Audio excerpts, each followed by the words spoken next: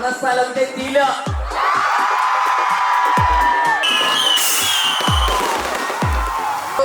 വെടിക്കെട്ടൊക്കെ ഞാൻ ആദ്യമായിട്ടാണ് സാധാരണ ഈ പരിപാടി മാത്രമേ ഉണ്ടാവുള്ളൂ.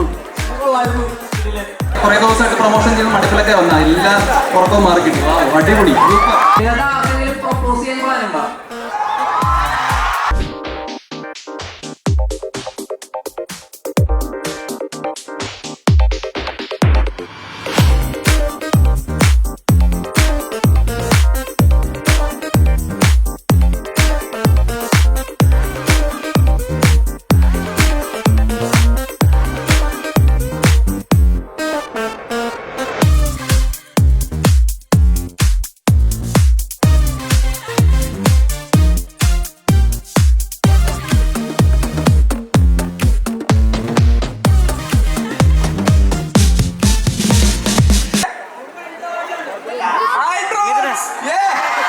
എന്റെ ചേട്ടൻ്റെ പേര് ബിൻഡോ എന്നാണ്.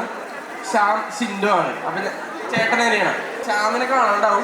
എന്നിട്ട് ഞങ്ങളെല്ലാവരും ഇങ്ങനെ അന്വേഷിക്കാൻ ഇറങ്ങും. അപ്പൊ ഞങ്ങളുടെ ഇടയിൽ ഒരു ബ്രോമാൻസ് ഉണ്ടാവും. അതാണ് പരിപാടി. എനിക്ക് ഏറ്റവും സ്പെഷ്യൽ ഡേ കാരണം രോമാഞ്ചം ഇറങ്ങിയിട്ട് 2ാമത്തെ വർഷമാണ്.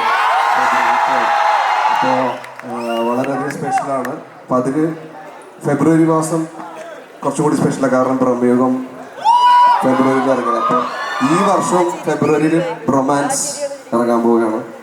അപ്പോൾ അതിൽ ചെറിയ പടമൊന്നുമല്ല, അത്യാവശ്യം നല്ല വലിയ പടം തന്നെയാണ്. ട്രെയിലർ കണ്ടാലോ നമുക്ക്, എന്നിട്ട് ബാക്കി പറയാം.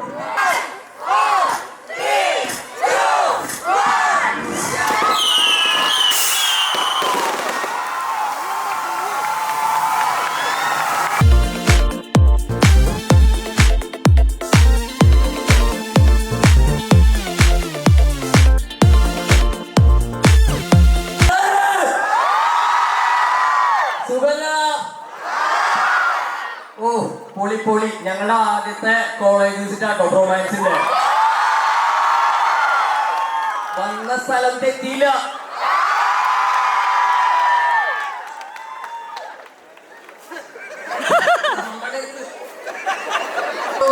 വെടിക്കെട്ടൊക്കെ ഞാൻ ആദ്യമായിട്ടാണ് സാധാരണ ഈ പരിപാടി മാത്രമേ ഉണ്ടാവുള്ളൂ.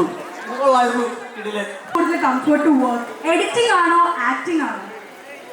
ഏറ്റവും ഇഷ്ടം ആക്ടിംഗ് ആണ്, പക്ഷെ എളുപ്പം എഡിറ്റിംഗ് ആണ്.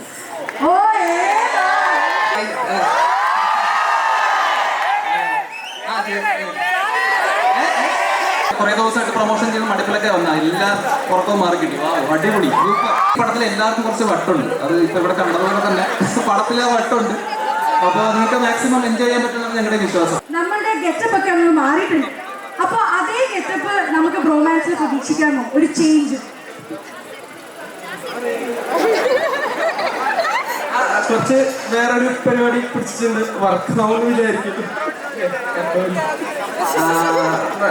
മൊത്തത്തിൽ കുറച്ച് ഒരു പെട്ടെന്ന് എടുത്തിയാടി ഓരോ കാര്യങ്ങൾ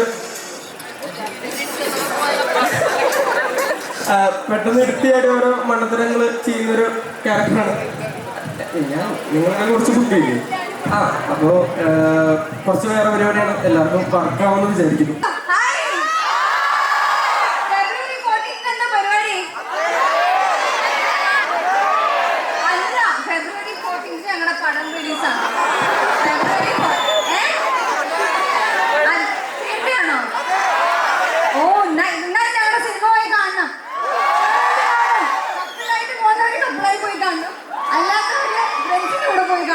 അതുമില്ലാത്ത ഫാമിലിയുടെ കൂടെ പോയി കാണണം പ്ലീസ്.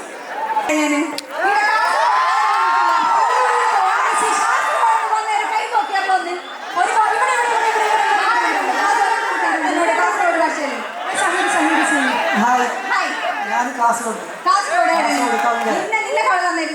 ഭാഷ ഉണ്ട്.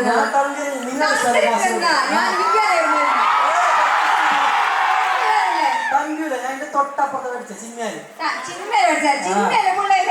ഭയങ്കര ഡീസന്റ് പിള്ളേർ.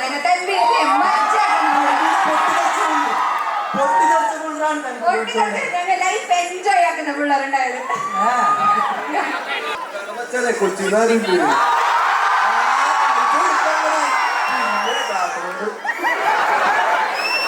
അങ്ങനെ അങ്ങനെ മൂവീസ്. രോമാഞ്ചം മൂവിയിലാണെങ്കിലും പ്രമേയമാണെങ്കിലും ഒരു വെറൈറ്റി ക്യാരക്ടർ നമുക്ക് കാണാം. സാറിലൂടെ അത് നല്ലപോലെ നമുക്ക് എക്സ്പ്രസീവ് ആയിട്ട് കാണാം. സാർ അപ്പോൾ ഈ സിനിമ ചൂസ് ചെയ്യുമ്പോൾ അതിലെ കഥ നോക്കിയിട്ടാണോ അതോ കഥാപാത്രം നോക്കിയിട്ടാണോ? എന്താണ് സ്ട്രൈക്ക് ചെയ്യുന്നത്? രണ്ടും നോക്കണ്ടേ, അല്ലെങ്കിൽ കാരണം കഥ നന്നായി മാത്രമേ ആൾക്കാരെ സിനിമയിൽ കാണുള്ളൂ. എന്നാലേ കഥാപാത്രം മനസ്സിലാവുന്നുണ്ടോ? വെറുതെ പോയിട്ട് കഥാപാത്രം മാത്രം ഇങ്ങനെ വീട്ടിൽ വെറുതിരിക്കേണ്ടത് മനസ്സിലാക്കാനാണെങ്കിലുണ്ട്. ഒരു ഡൗട്ട്, എന്റെ അടുത്ത് ഇംഗ്ലീഷിലും ബാക്കി ആൾക്കാരുടെ അടുത്ത് മലയാളത്തിൽ സംസാരിച്ചു. അങ്ങനെയൊന്നുമില്ല. എനിക്കാണെങ്കിൽ ഇംഗ്ലീഷ് അത്രക്ക് മനസ്സിലാവില്ല. എക്സ്പ്രഷൻ പറഞ്ഞ കാര്യം മനസ്സിലാവും. ആ എക്സ്പ്രഷൻ, റൊമാൻറ്റിക് എക്സ്പ്രഷൻ എന്ന്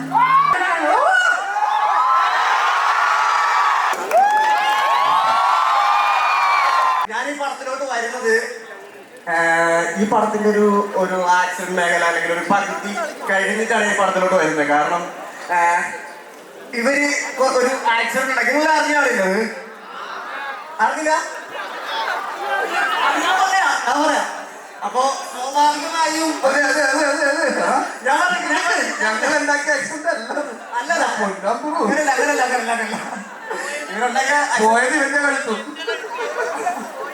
അപ്പോ നമ്മളിത് ഞാൻ സിനിമയിൽ വരണമെന്നോ അല്ലെങ്കിൽ സിനിമയിൽ അഭിനയിക്കണമെന്നോ യാതൊരു ആഗ്രഹിക്കാണ്ട് വീട്ടില് ടി വി കണ്ടുകൊണ്ടിരിക്കുമ്പോഴാണ് നമ്മുടെ വീഡിയോ വൈറലാകുന്നതും അത് റീച്ച് ആകുന്നതും.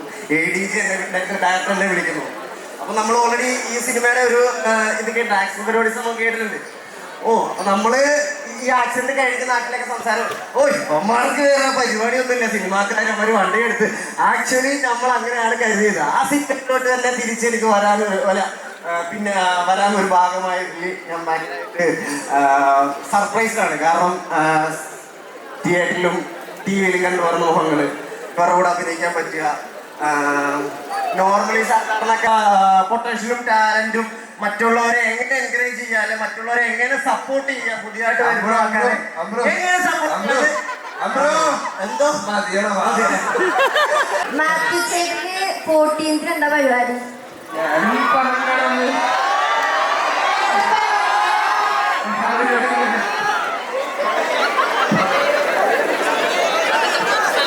ക്യാമറ പഴുത്ത് തീർക്കണോ? ക്യാമറ പഴുത്ത്